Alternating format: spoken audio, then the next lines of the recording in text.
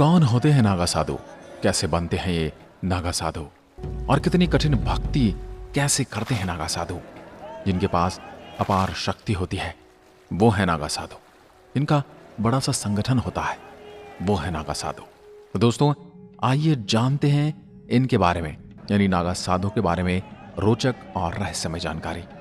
यदि आप ये सोचते हैं कि नागा साधु बनना बड़ा आसान है तो आप गलत सोचते हैं। नागा साधु की ट्रेनिंग सेना के कमांडो की ट्रेनिंग से भी ज्यादा कठिन होती है। उन्हें दीक्षा लेने से पूर्व खुद का पिंडदान और श्राद्ध तर्पण करना पड़ता है।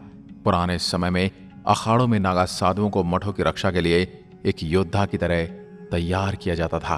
आपको यह जानकर आश्चर्य होगा कि मठों और मंदिरों की रक्षा के लिए इतिहास में नागा साधुओं ने कई लड़ाइयां लड़ी। आज इस वीडियो में हम आपको नागा साधुओं के इतिहास से लेकर उनकी दीक्षा तक सब कुछ विस्तार पूर्वक बताएंगे। दोस्तों इस वीडियो को पूरा देखना। सबसे पहले हम बात करते हैं नागा साधुओं के नियमों के बारे में।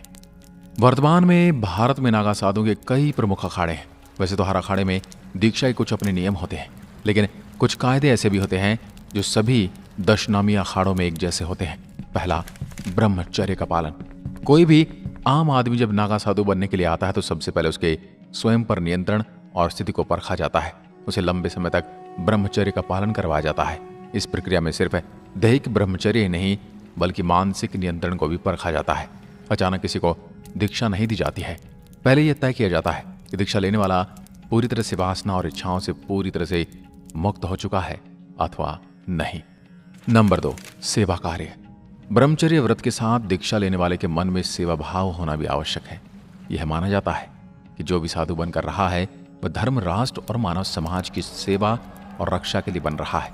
इस समय कई बार दीक्षा लेने वाले साधुओं को अपने गुरुओं और वरिष्ठ साधुओं की सेवा भी करनी पड़ती है।